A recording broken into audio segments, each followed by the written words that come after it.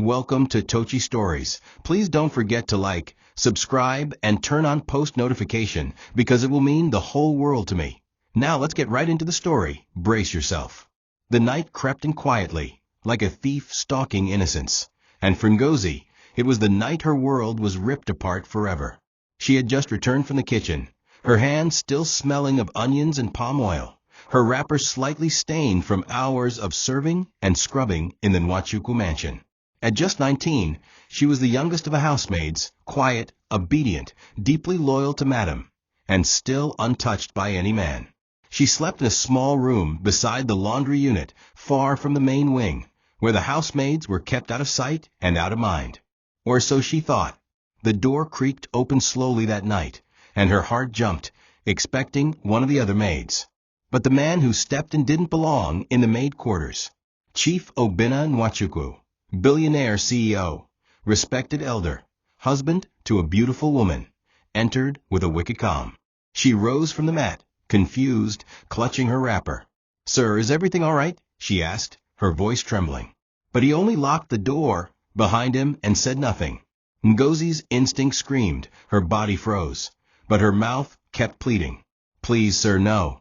He smiled like it was a game. She tried to back away, but there was nowhere to go. His weight pinned her down. His hands muffled her cries. She screamed into silence, but no one came. In that moment, her innocence shattered. That night would haunt her body, her memory, and her soul until her last breath. By morning he was gone, just like that, back to his air-conditioned sweet and loving wife, as if nothing had happened.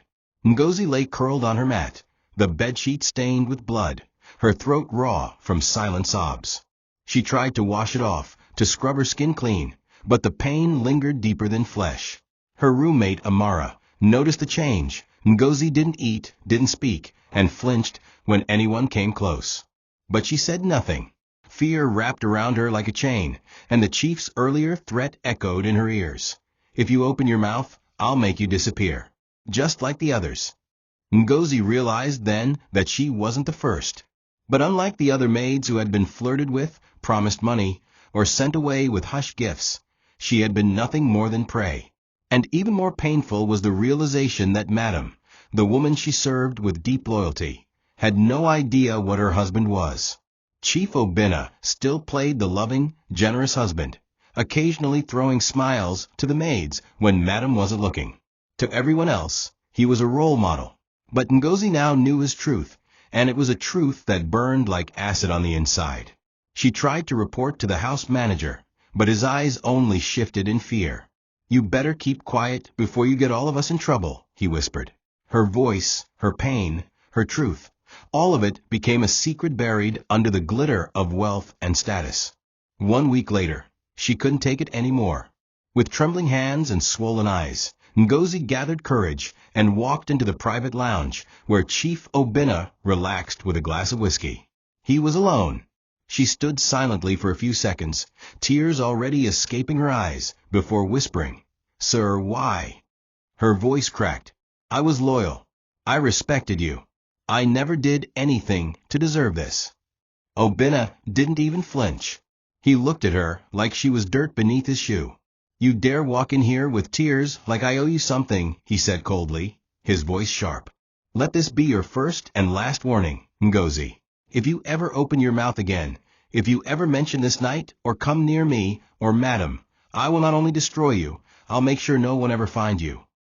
Then, with a wave of his hand, he called security and instructed them to escort her off the premises with her belongings. No severance pay, no dignity, no explanation. Just like that, she was thrown out like filth. Ngozi stood at the gates in the pouring rain, her small bag clutched to her chest, trembling. She turned back once to see the mansion, its lights glowing, its gates tall and shut. Her voice had been stolen, her dignity crushed, her future uncertain. But inside her womb, something had already begun to grow. A seed, a son. And with time, that son would grow into the very storm that would one day shake the walls of the house that had broken his mother. Chief Obinna Nwachukwu was the kind of man who knew how to wear a mask and wear it well. To the world, he was the ideal man, tall, dark-skinned with an air of nobility. always clad in fine native attire or sharply tailored suits, a smile that could charm governors, and a voice that commanded boardrooms. At home, he was the doting husband of the elegant Madame Clara, a stunning, fair-skinned woman with regal poise and a fashion sense that rivaled celebrity queens. Together, they were the image of power, grace, and perfect marriage. But behind the walls of the Nwachukwu estate, the man behind the smile was different. Obinna had a dark hunger, not for food or money, but for control, for the thrill of dominance. His appetite was young, vulnerable girls, especially the ones who trusted easily. He would laugh with his wife in the afternoon, hold her hand during family events, then slip into the staff quarters under the pretense of inspections or checking on their welfare. Many of the older maids knew what he was. Some stayed silent out of fear. Others accepted his attention for the sake of promotion or comfort. Those who resisted often didn't last long. Ngozi had always been different. She was barely 19 when she arrived, dark-skinned, round-faced with innocent eyes and a humility that almost felt out of place in such a house. While other girls wore borrowed makeup or flirted with the drivers, Ngozi focused on her work, always the first to clean and the last to sleep. Madame Clara adored her because she never stole, never lied, and always curtsied respectfully, even when exhausted. Obinna noticed her during one of his casual evening walks. She had spilled a bucket of soapy water on the corridor and knelt to clean it before anyone could step on it. He watched her from the shadows, her curves modestly hidden in a wrapper, her hands scrubbing the tiles with dedication. That night, something shifted in his gaze. Ngozi wasn't just another maid. She was untainted, pure, a challenge. And nothing excited Obinna more than conquering innocence. The next day, he made his move. He asked for her to be the one to bring his breakfast, then his laundry, then to polish his shoes in the private lounge. At first, she thought it was an honor, that he trusted her.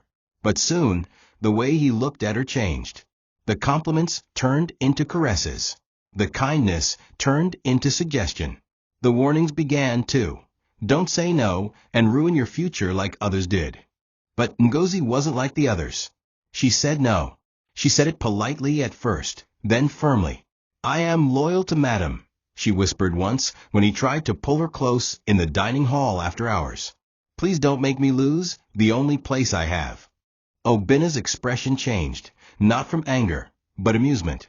He was used to hearing no. What he wasn't used to was not winning. He started leaving small envelopes in her laundry bag. She returned them. He sent a driver to drop her off personally after errands. She insisted on walking. He even praised her in front of Madam, calling her the most loyal, just to guilt her into breaking that loyalty. But Ngozi held firm. The other maids began to whisper. "You're next," one said. "If you keep saying no, you'll regret it." Another said, "Some of us gave in and we're still here." Those who didn't, they disappeared. Ngozi thought they were exaggerating. She believed that staying loyal and quiet would protect her. She thought being good would be enough. But in Obinna's world, innocence wasn't a shield, it was bait.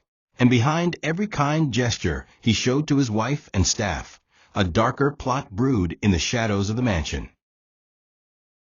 It was a heavy morning in the mansion when Ngozi found a sealed envelope with her name written in bold letters on the edge of her pillow. She opened it cautiously. 10 crisp 1,000 Nigerian Naira's notes. Nothing else. No explanation. Just the message it carried in silence. "Your silence is being bought." With shaky hands, she folded the envelope and placed it on Madam's altar in her room when no one was looking. Later that day, Chief Obinna called her to the upstairs kitchen and asked casually, "Did you get the gift I left you?" Ngozi nodded and replied softly, "Yes, sir. I placed it on Madam's altar. Maybe she will know who it was from." The chief's smile died in that moment. His eyes grew dark, the kind of dark that made her legs tremble. "Ngozi," he said, voice sharp, "don't play games with me. You think your loyalty will save you? It won't." She wanted to speak, to explain that she wasn't trying to be disrespectful. But her voice dried up in fear. He leaned close and whispered, "Say no again, and see what happens to you." That was the last time Ngozi entered the upstairs kitchen. She began avoiding him. She started skipping the errands he sent for. But Chief Obinna was a patient man. He didn't like being denied, and he never forgot. The other maids noticed the shift. Amara, her closest friend among them, warned her. Ngozi, you're not in the village anymore. Here, a girl must choose her battles. Either you say yes and survive, or say no and disappear. But Ngozi couldn't bear the thought. She had seen the way Madame smiled at her, how she gave her old dresses, how she asked about her family. Ngozi felt like betraying Madame would be worse than death. She kept believing that if she just stayed out of Obinna's way long enough, he'd lose interest. But what Ngozi didn't know was that she had become an obsession, not just because she was untouched, but because she refused him. That no wasn't just a rejection, it was an insult to his pride. So he waited. He watched. He planned. Then came the perfect moment. Madame traveled for a church retreat. The mansion was quieter, emptier. It was on that cursed evening that Ngozi was sent to inspect the laundry for missing uniforms, alone. She obeyed. That night would be her last as the girl who said no. Because what awaited her wasn't a missing uniform. It was the chief, waiting in the dark. The laundry room was dimly lit. Ngozi stepped in, a flashlight in her hand, her heart unusually anxious. She was checking through the piles of clothing when she heard the door creak shut behind her. She turned. Chief Obinna stood there, his shadow stretching across the white floor like a dark storm. "Sir," she asked, already stepping backward. "What are you doing here?" He didn't answer. His eyes did the talking. They were cold, hungry, and wild. "Please, sir, don't do this. I'm begging you," she said, her voice cracking, her back now hitting the wall. She tried to scream. He covered her mouth. She tried to run. He held her down. The walls didn't shake, but inside her soul, everything shattered. The pain was beyond anything she had ever imagined. And when it was over, he stood up, adjusted his trousers, and said, "Now you know not to say no again." Then he walked out, leaving her bleeding and broken, lying beside a pile of white uniforms stained by the blood of her innocence. Ngozi didn't cry that night, not loudly. She sat under the tap outside the staff kitchen, the water rushing over her skin as she scrubbed and scrubbed, trying to erase what had happened. Her hands shook. Her body hurt in places she never knew could hurt.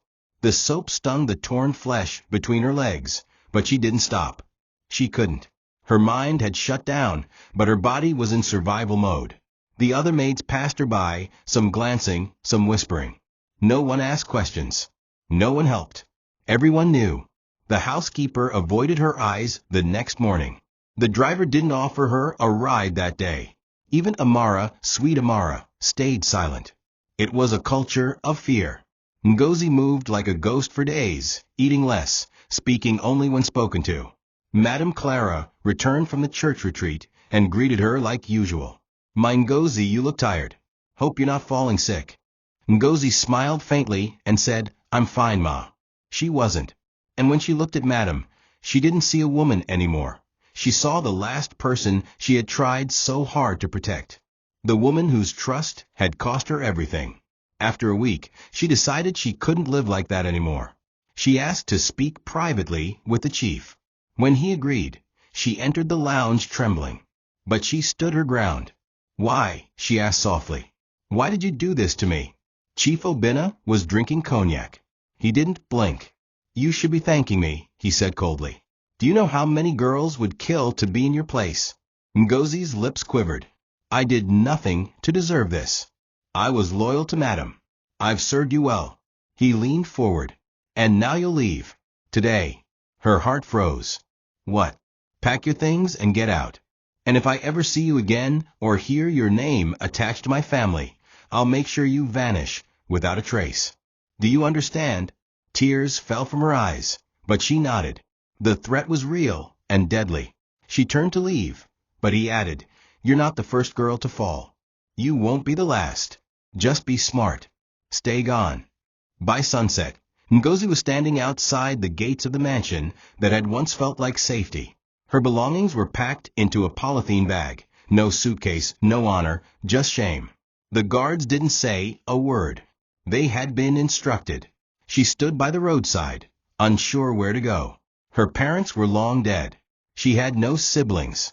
The only thing she had was a single piece of information she hadn't yet confirmed. Her body was changing. Her monthly cycle had not come. Her stomach felt strange. Her soul knew, deep inside, that something had been planted in her. She was pregnant. Pregnant by the man who stole everything from her and left her with nothing. She sat under a tree that night, her head on her knees, and cried, not for what happened, but for what was coming. A child, a burden, a curse, or maybe, just maybe, a reason to live. Ngozi didn't sleep for days. The streets were no place for a young girl carrying a child, but she had no choice. Her only possessions were a threadbare wrapper, a plastic bag of worn clothes, and a scar no eyes could see.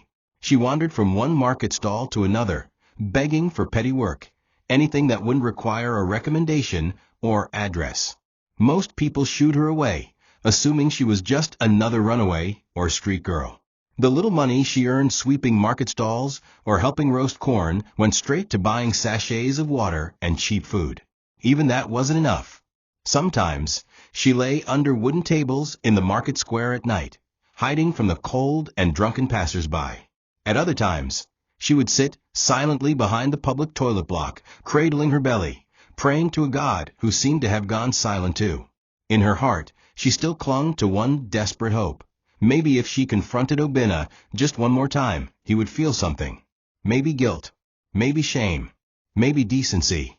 So she returned to the gates of the mansion with sunburnt skin and cracked lips. The guards almost didn't recognize her. She was refused entry at first.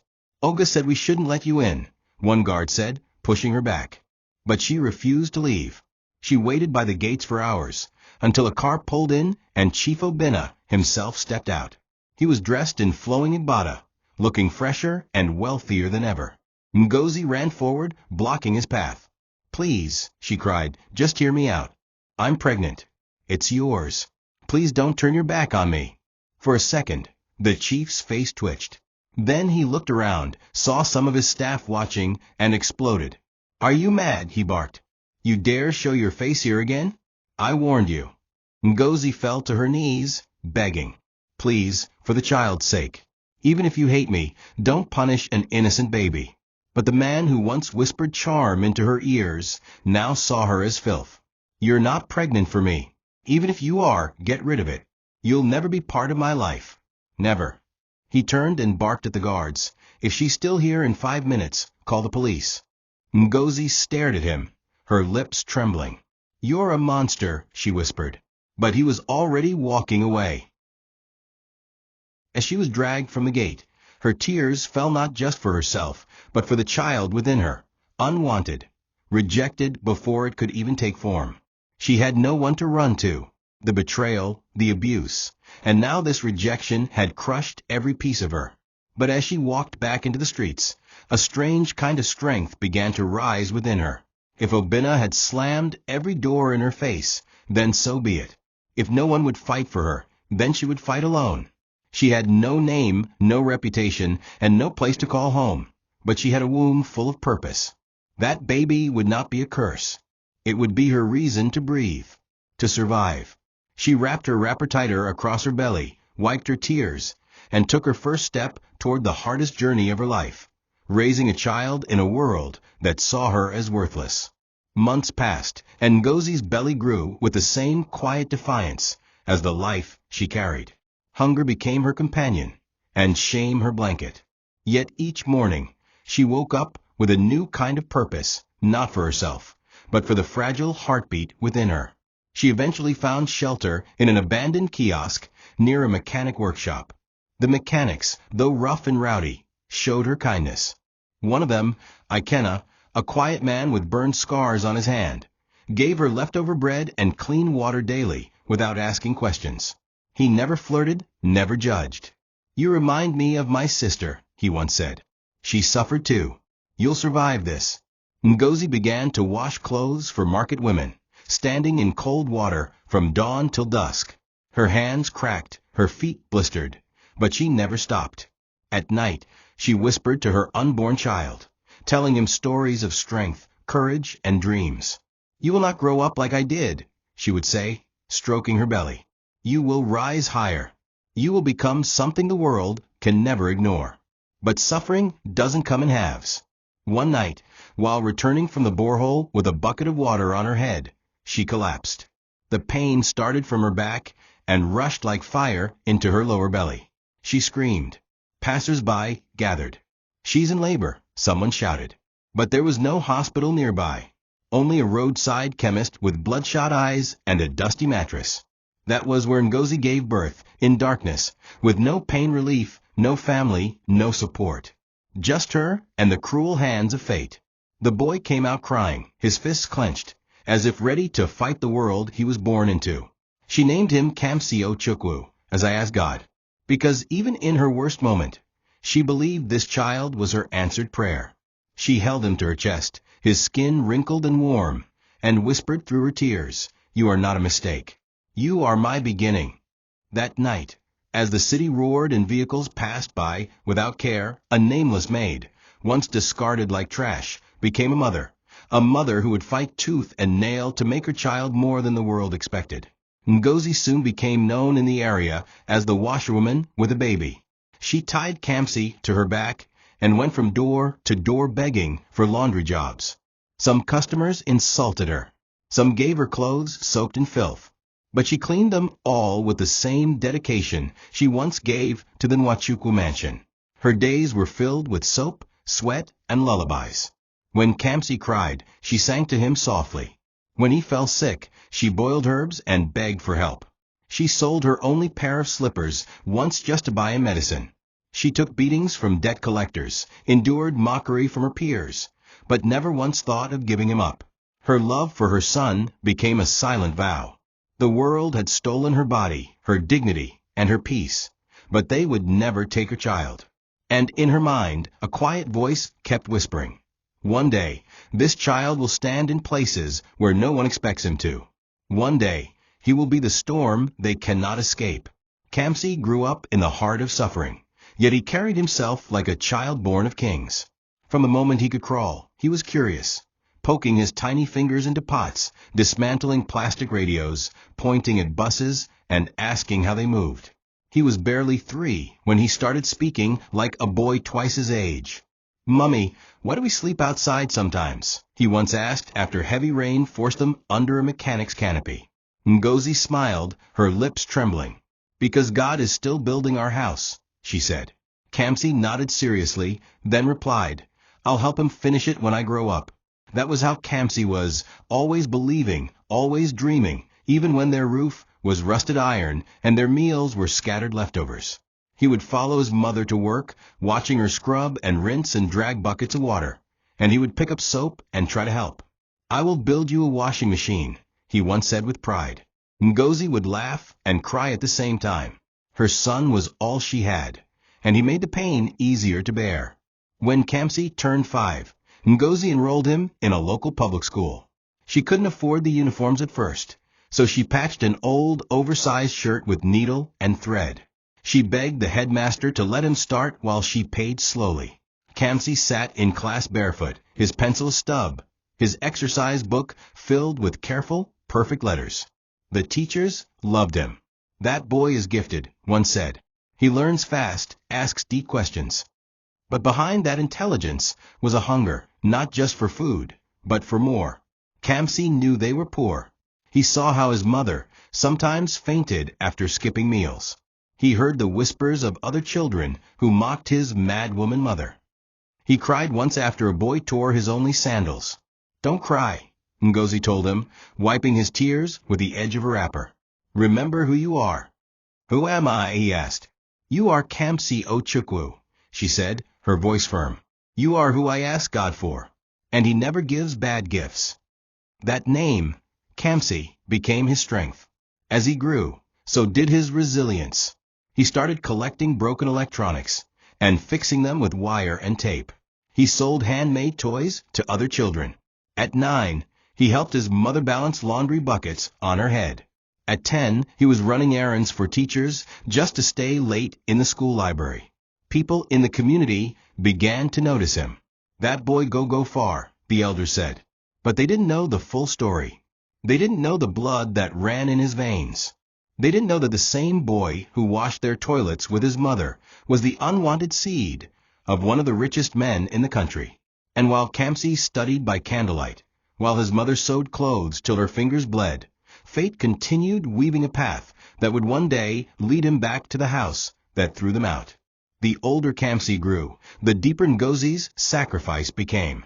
He was now in primary 5, and his brilliance was undeniable. He topped every class, solved arithmetic faster than most teachers, and read books meant for secondary students. But intelligence didn't feed you, and brains didn't pay school fees. Every term, Ngozi faced a mountain of tuition with nothing but a worn purse and desperation. She scrubbed compounds for rich families, walked miles to sell groundnut and zobo, and even cleaned pit latrines just to earn enough to buy Kamsi's books. But sometimes it still wasn't enough. There were days she went without food, choosing instead to send Kamsi to school with a piece of bread and a smile. At night, her stomach would growl with hunger, but she'd lie to her son. "I already ate earlier, my dear." Kamsi was too young to understand the depth of her sacrifice, but he noticed the weight she carried, the dark rings under her eyes, the calluses on her hands, the tears she cried quietly while he pretended to sleep. One particular term came with a heartbreaking blow. The school increased their fees unexpectedly. Kamsi was at risk of being sent home. Ngozi pleaded with the headmaster, who had grown fond of the boy. "Give me time, please," she said, her knees on the office floor. "I swear I will pay. Just let him finish this term." The man sighed and nodded, but the grace came with shame. Every morning, while others wore new uniforms, Kamsi wore one that was already too tight, patched at the shoulder, with a belt holding his trousers together. Still, he held his head high, his books hugged to his chest like treasures. When he was mocked, he didn't retaliate. He just studied harder. Ngozi sold her last gold earring, the only thing she inherited from her late mother, to pay the remaining balance. That night, Kamsi saw her crying after she thought he had gone to bed. He walked up, knelt before her, and said, "Mummy, I promise. One day, you will never have to suffer again because of me." Those words weren't just a promise. They were a vow written in the heart of a child who saw the scars life had carved into his mother's soul. From then on, Kamsi doubled his efforts. He started winning local competitions, representing his school in spelling bees, math olympiads, and junior debates. Ngozi followed him barefoot to events, clapping with her rough hands from the back of crowds, as her son collected prizes and shook hands with people who looked at him like a miracle. But for every medal he won, she was the one who bled. And though no one gave her credit, she never demanded it. Her joy was in seeing him shine. And deep inside, a quiet fire burned, not just of a mother's love, but of a woman who knew that someday the world would be forced to respect the very child they once saw as worthless. She may have lost her name, her dignity, and her future, but in Kamsi, she had planted the seed of something greater. The questions began like whispers in the wind, soft, harmless, innocent. Kamsi was now 12, and although he still wore the patched uniforms and carried his mother's laundry buckets after school, he had begun to notice things. Other boys spoke of their fathers, some with pride, some with frustration, but always with presence. His friends would brag about how their dads bought them snacks, or picked them from school, or beat them when they failed. But Kamsi had none of those stories. He had only ever known Ngozi, her sweat, her embrace, her discipline, and her smile. Yet even a boy raised by one parent could sense the hollow space in his life. One afternoon, while folding clothes beside her, he asked, "Mummy, where is my daddy?" The question cut through Ngozi like a knife. Her hands froze mid-fold. Her throat tightened. For a long second, she said nothing. Kamsi looked at her, his young face serious. "Is he dead?" he asked again. Ngozi blinked away tears. "No," she whispered. "He is not dead. But he is not part of our lives." The boy frowned. "Why?" She paused, searching for words that could explain horror without breaking his spirit. "Some people make choices that hurt others," she said slowly. "Your father made such a choice. He left us before he ever knew you." Kamsi's eyes dropped to the floor. Was I a mistake? The question nearly broke her. She dropped the shirt in her hand and pulled him into her arms. Never say that, she said fiercely. You are the greatest thing that ever happened to me. You are my light in darkness. You are not a mistake. You are my miracle. He didn't say anything else that day, but something inside him had shifted. He now knew that half of him came from a man who had abandoned them. He didn't know who that man was, but he knew enough to resent him. That night, as Ngozi lay on her mat, staring at the zinc ceiling, she cried silently. She had always feared this day, the day her son would want answers she couldn't give. Not because she didn't know the truth, but because the truth was too painful, too vile, and too dangerous. How could she explain to a child that he was born from rape? That his father was a powerful man who had crushed her and cast her out like garbage? She couldn't destroy his spirit with that weight. Instead, she chose to give him dignity by protecting him from the bitterness. But the truth was, she wasn't just protecting him. She was also protecting herself. If Kamsi ever found out, what would he do? Would he hate her for keeping it? Would he want to confront the man? She didn't know. All she knew was that her son was already growing into someone powerful, not in status yet, but in mind, in soul, and in purpose. And when the time came for the truth to surface, she hoped the man who gave him life would regret it, deeply and without mercy. Kamsi entered secondary school with fire in his eyes and thunder in his spirit. He had won a scholarship from a private foundation after topping a regional math competition, earning a full ride at a reputable government secondary school. The uniforms were new, the books were fresh, and the environment was different. But his heart hadn't changed.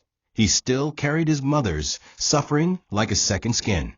Each time he opened a book, he remembered the nights she stayed up washing clothes by candlelight. Every exam he aced, every prize he collected, was an offering to the woman who bent but never broke. Teachers marveled at him. A boy so humble, yet so brilliant. He didn't play much. While others were chasing girls and skipping homework, Kamsi was in the library, reading business case studies, teaching himself coding, or fixing broken fans and radios just to earn pocket money. He had a quiet hunger, one that no food could satisfy, a hunger to become someone no one could look down on ever again. By SS2, he had already built a small electronics repair corner in his neighborhood. He fixed phones, laptops, and appliances, sometimes charging little just to help others. People began to know him, that Kamsi boy who never rests. Ngozi watched him with awe and pride, though she still worried that he worked too hard. But Kamsi didn't see it that way. To him, time was a gift he couldn't waste. I want to build something that will last longer than me, he once told her. Something with your name on it, Mum. Something they can't destroy or ignore. Ngozi wiped tears from her eyes, her heart aching with pride. She still worked as a cleaner and laundrywoman, though her knees now ached and her back stiffened easily. Kamsi begged her to rest more, but she refused. Let me work while I still can, she always said. Because when you rise, I want to say, I never stopped pushing. When Kamsi finally gained admission into the university to study computer engineering, the whole street celebrated. People donated rice, wrappers, even 500 Nigerian Naira's notes, just to honor the boy who had become their beacon. Ngozi cried all night the day he left for school. She held his face in her hands and whispered, "Don't let this world change your heart, my son. Keep your head up, but your spirit soft." Kamsi kissed her forehead and promised, "I will never forget where I came from." And true to his word, he worked harder than ever. In school, he tutored classmates, sold refurbished phones, and developed apps for businesses.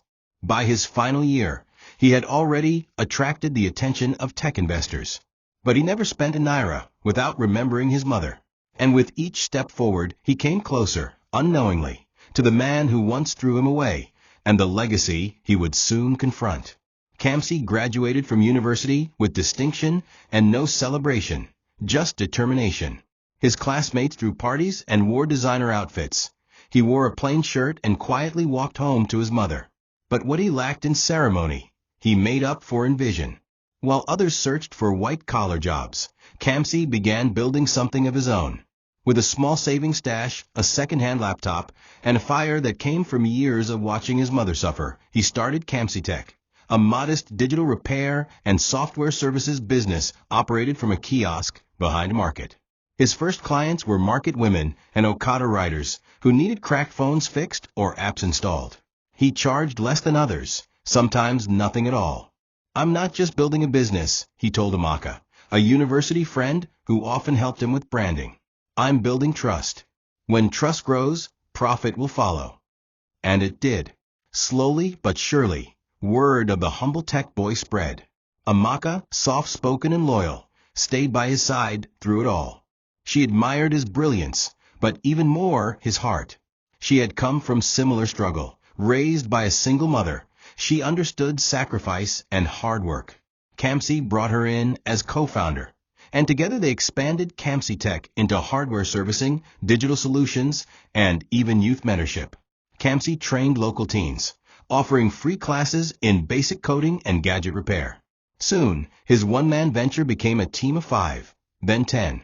When a local blogger wrote an article on his journey, "Slum Boy Builds Tech Empire from Scratch," the post went viral. Investors began calling. Small ones at first, then big names from Lagos and even abroad. KamsiTech moved out of a kiosk and into a small office space in the city. The logo, a pair of hands lifting a circuit board with the slogan, "We rise because we must," became a symbol of hope. Through every success, Kamsi remained grounded. His mother, still working as a laundrywoman, refused to retire. "Not yet," she said with a smile. "Let me see your name on a tower first." And that day came faster than anyone expected. Just 5 years after founding KamsiTech, the company was worth millions. He was invited to speak at tech gatherings, offered contracts by banks and telecom giants, and featured on television interviews. Still, he avoided personal publicity. "Let my work speak," he always said. When he finally took Ngozi to see their new office, she stood in the lobby, staring at the gleaming glass doors and air-conditioned halls. Tears rolled silently down her cheeks. "From a mat on the floor," she whispered. To this, Kamsi hugged her tightly. "You're the CEO of my heart," he said. "Everything I have started with your pain." Yet behind all the joy, something inside him still burned, a restlessness, a hole left behind by a man he never knew. He still didn't know the truth, but destiny was already positioning him. Because just across the city, a crumbling legacy was waiting for a savior, and the one being summoned was the very boy they once cast out. It started as a casual conversation in the back of a rideshare. Kamsi and Amaka had just left a business pitch meeting with a major telecommunications firm when their driver, a middle-aged man with a gruff voice, glanced at the rearview mirror and said, "Your company reminds me of this big one that's been in the news lately, Nwachukwu Holdings. You heard of it?" Kamsi nodded, unsure why the name sent a chill down his spine. "Big company," the driver continued. "Owned by one Obinna Nwachukwu. Used to be untouchable. But rumor has it things are falling apart now. Mismanagement, scandals, internal fraud." Amaka leaned forward, interested. "What kind of company?" "Construction, oil, logistics, anything that smells of money. But I hear his son messed things up. Shares dropped. Investors are running." Kamsi didn't respond, but something inside him stirred, a strange tension, like a door inside his spirit being slowly opened. That name, Nwachukwu. He had heard it before. Not in any story, not in any direct reference, but whispered, murmured in markets. Seen on newspapers his mother folded too quickly, always avoided. Later that night, he asked his mother over dinner, "Mom, do you know anyone named Obinna Nwachukwu?" She choked slightly on her food, then wiped her mouth quickly. "Why do you ask?" she said too fast. Kamsi noticed. Someone mentioned him. Said he's a billionaire. His company is failing. Ngozi's hands trembled slightly. She looked away and said, "He's one of those powerful people. Dangerous men. Forget about him." Kamsi studied her. "Did you work for him before?" Silence. A long, heavy silence. Then she stood up. "It's late, Kamsi. Let's rest." But that night, Kamsi couldn't sleep. He stared at the ceiling, replaying her reactions.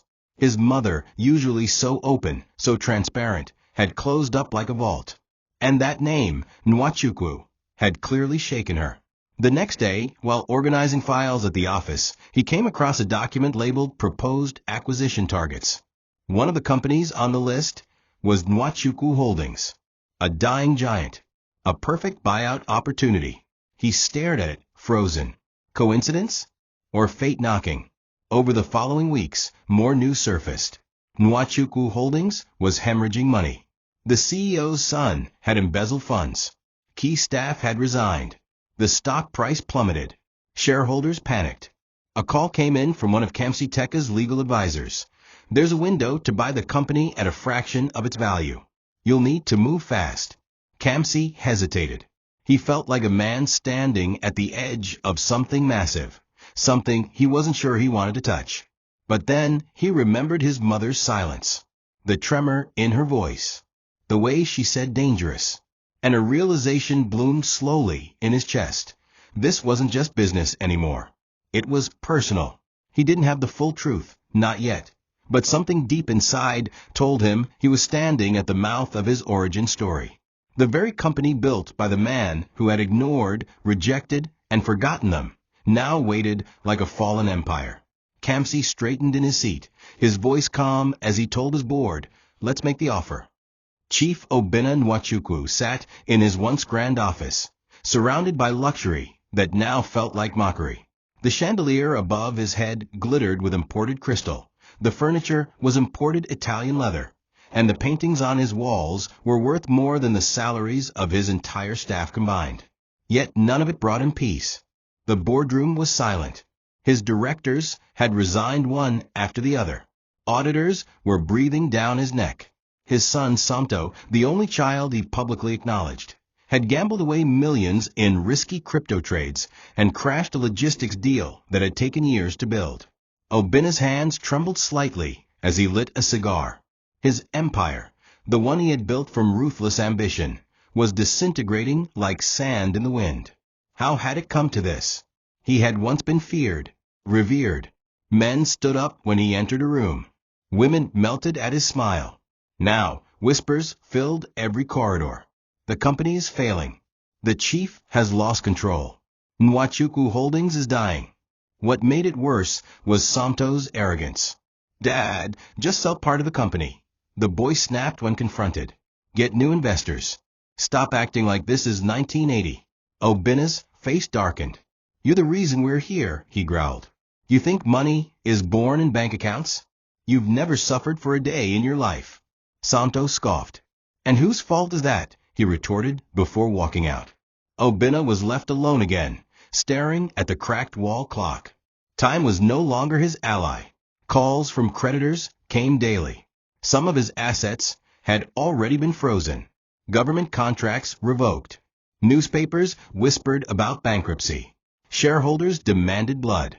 And in the middle of all the noise came a quiet but firm offer from a rising tech company named Kamsi Tech. They wanted to buy everything. Obinna laughed bitterly.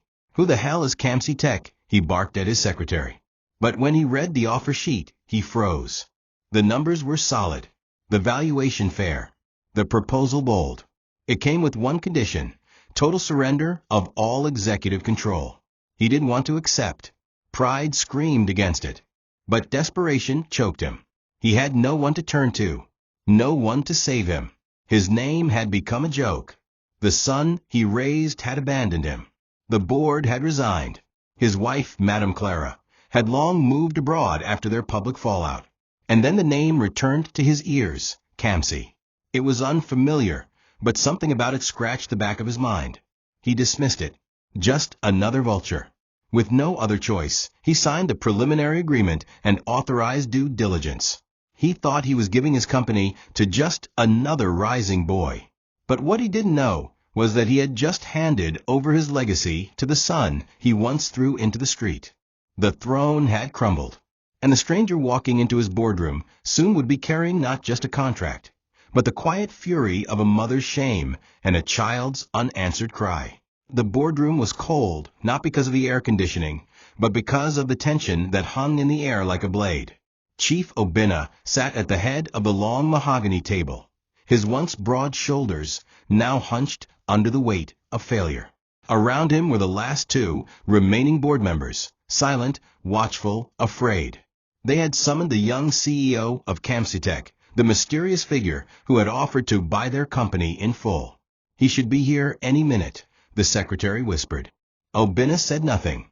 He had spent the entire night drinking and rehearsing his lines, words to sound strong, unaffected, dominant. But none of it mattered now. He was a drowning man, and Kamsitek was the only hand stretched out. Then the door opened, and Kamsi walked in. He wore a tailored navy blue suit, simple but sharp, his gait confident but quiet. His skin was dark and smooth, his face calm like water that had known fire. No jewelry, no flamboyance, just presence. Obinna raised his eyes to meet him and felt a strange pull, as though he had seen this boy before in a dream or a nightmare he had long buried. Kamsi stood at the opposite end of the table, his eyes scanning the room before resting on Obinna.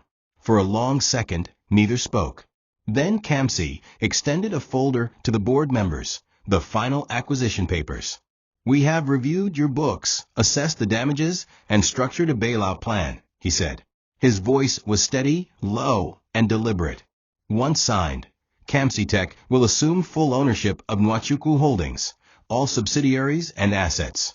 We will retain most staff, but terminate current executive control, effective immediately." Obinna bristled. "And who are you, boy, to take over what I built?" he demanded, trying to summon the ghost of his old arrogance.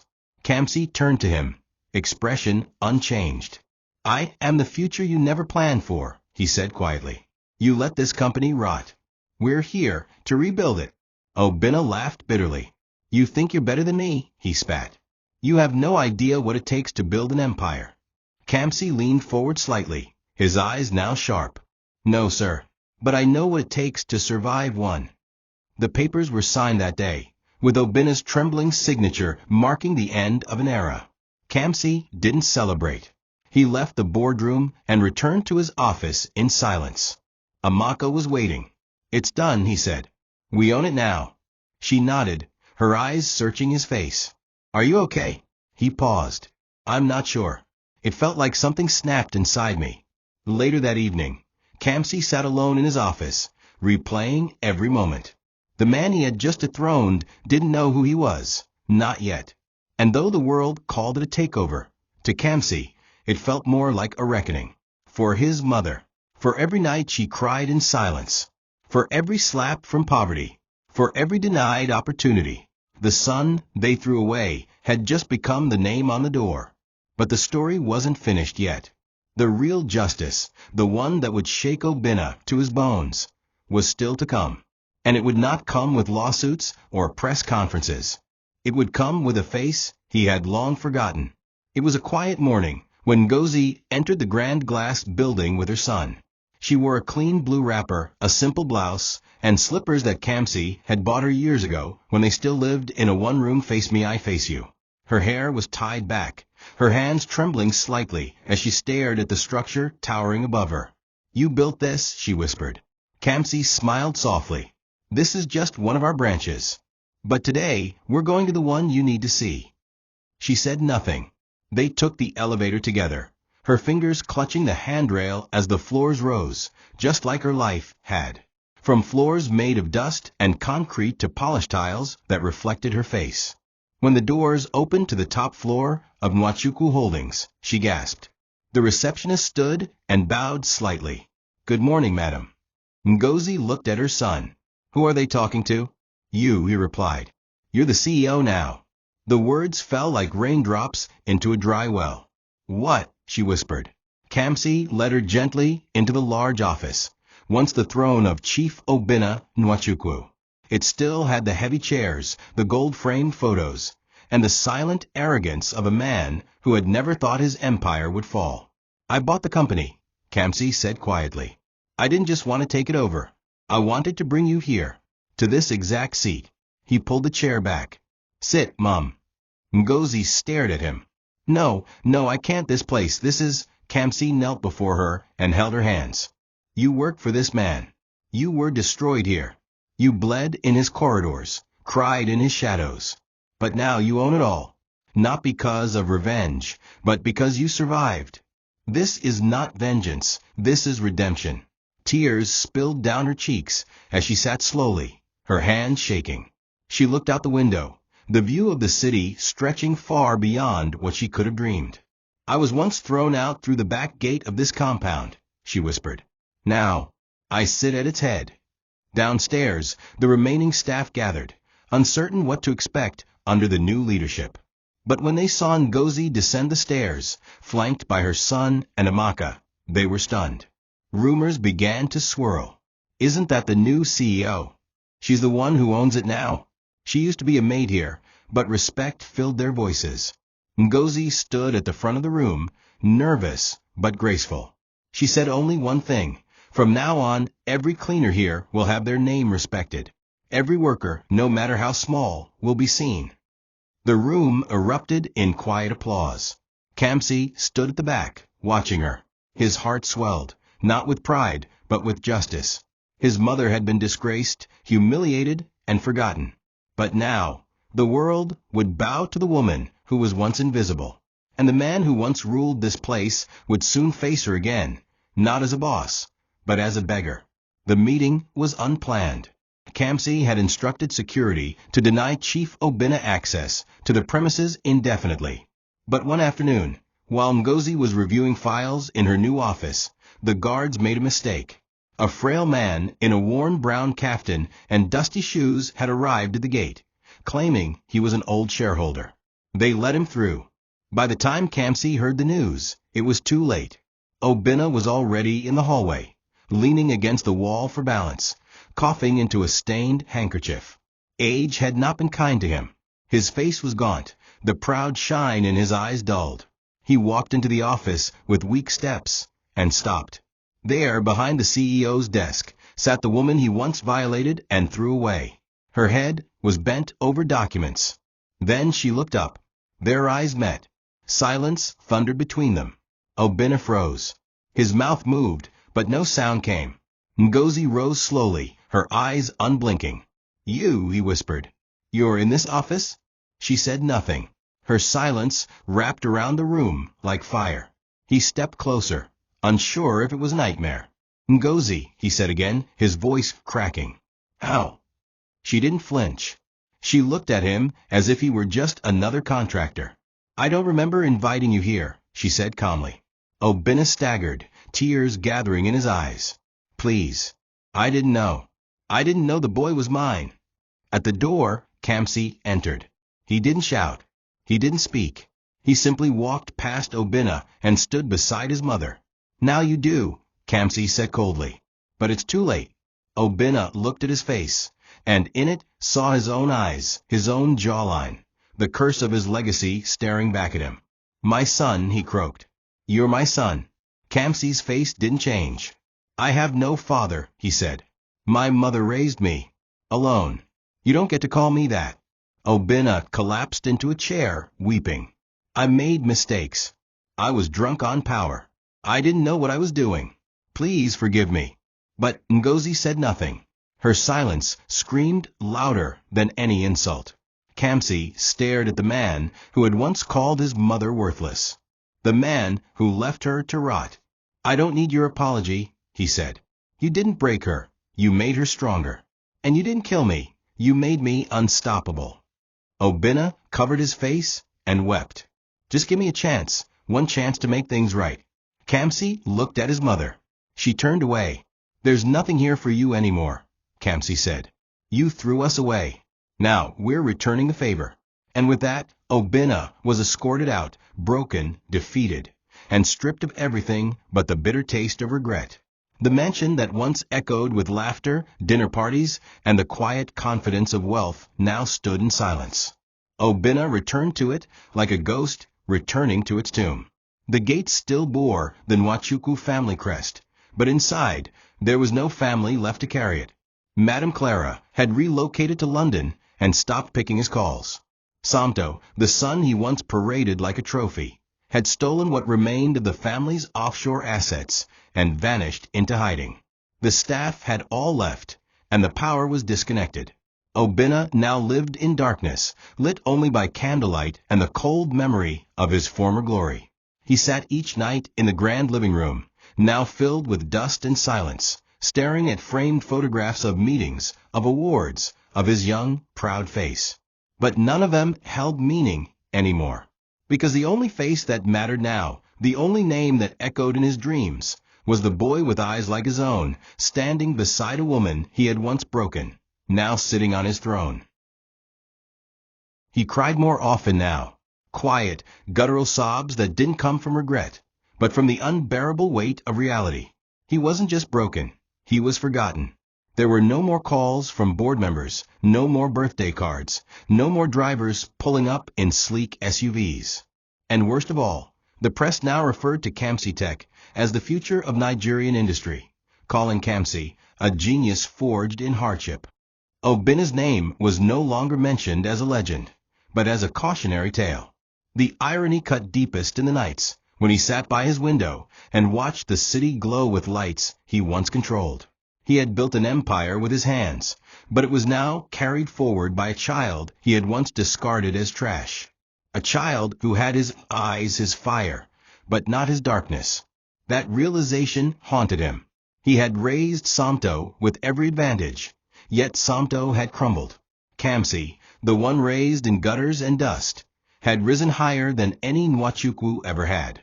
God was not just punishing him, he was mocking him with justice. One night, he wrote a letter. The pen shook in his hand, the words spilling like blood from an old wound. To my son, Kamsi Chukwu, it began. I do not deserve your forgiveness. I do not deserve even your acknowledgement. But I am writing to ask for it, not because I am worthy, but because I am dying. My body is failing. My mind is heavy. And the only peace I can seek now is knowing that the child I abandoned has not abandoned himself. You are more than I ever was. And your mother, tell her I see her now. He sealed the letter and sent it through a courier. Days passed.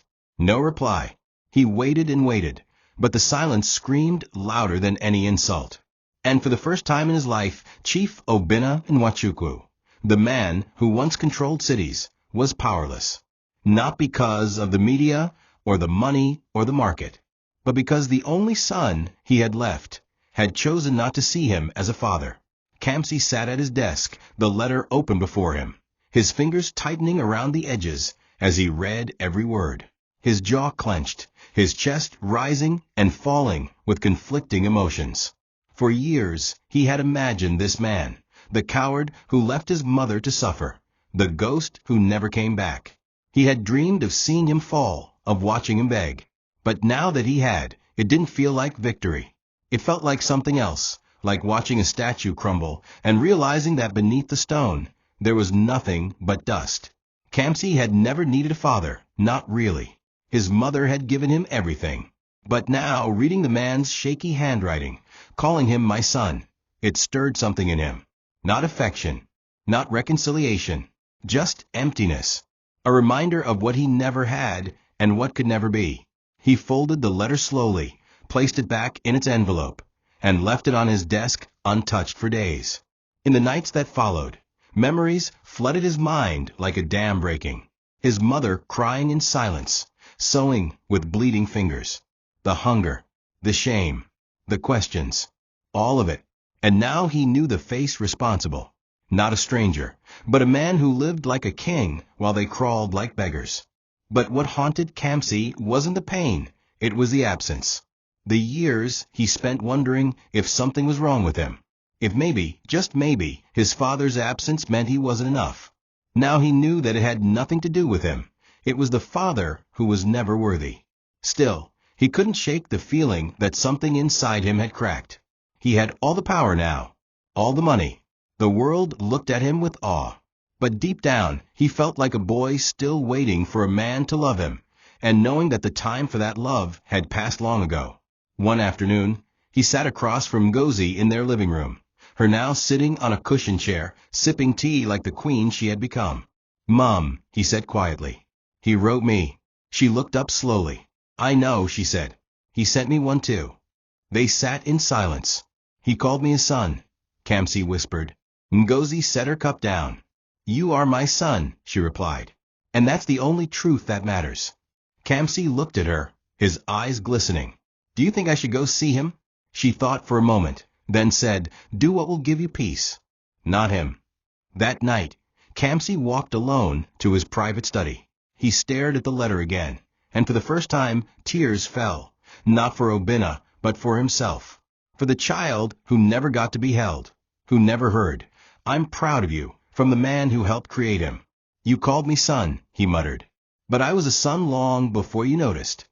Kamsi stood outside the old mansion where his mother had once been thrown out, his hands in his pockets, his expression unreadable. He had chosen to come, not for closure, but to end the story on his terms. The gates were open this time, no guards, no luxury. Just peeling paint, an overgrown lawn, and silence. He walked in slowly, the echo of his footsteps ringing through the deserted hallway. There, in the living room, sat Obinna, frail and coughing, a shawl over his shoulders, a small radio playing gospel music. He looked up as Kamsi entered. For a moment, he didn't recognize him. Then he dropped his cup, spilling tea on the marble floor. You came, he whispered. Kamsi nodded. I came. But not for you. Obinna reached out a shaking hand. Please sit. Let me explain. Let me try. Kamsi didn't sit. He stood, arms crossed, eyes fixed on the man before him. Explain what? That you raped my mother? That you left her in the streets? That you threatened her life? Obinna wept. I was a fool. A monster. I see that now. Every day I see it. Every night I beg God to erase what I did.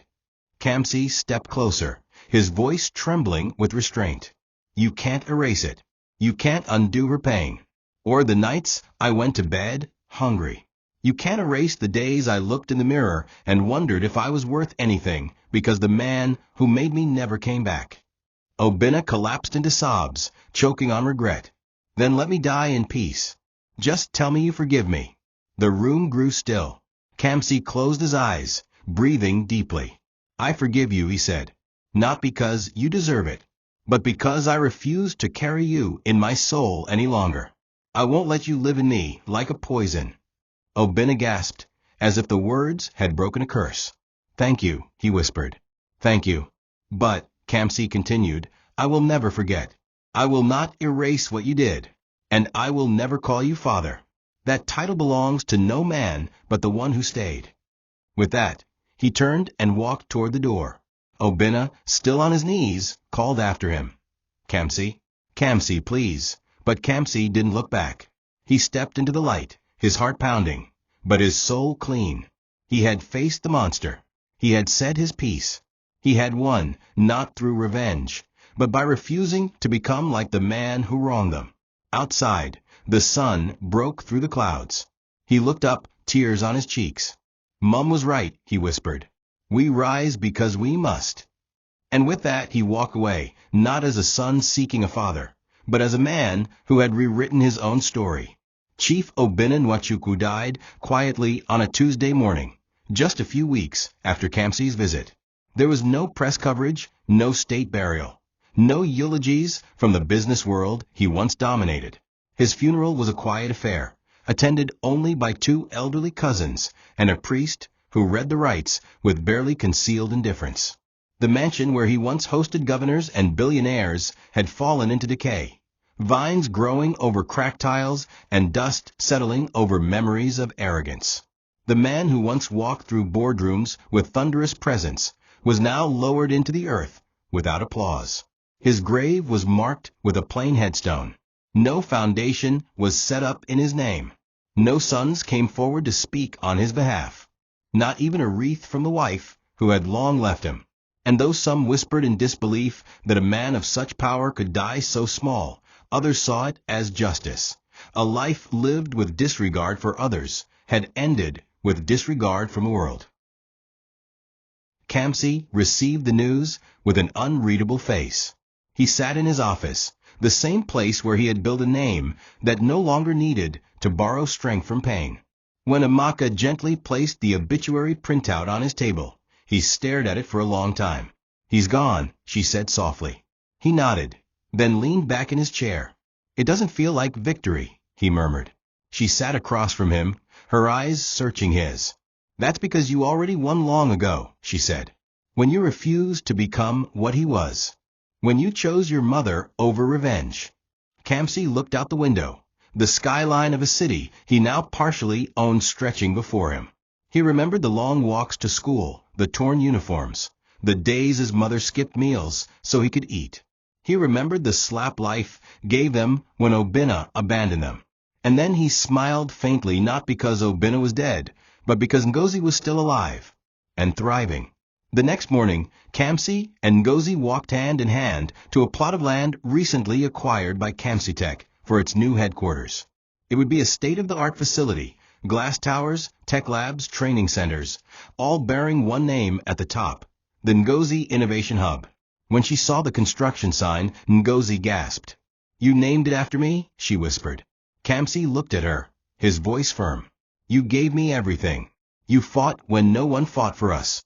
You carried me through fire and smiled in the smoke.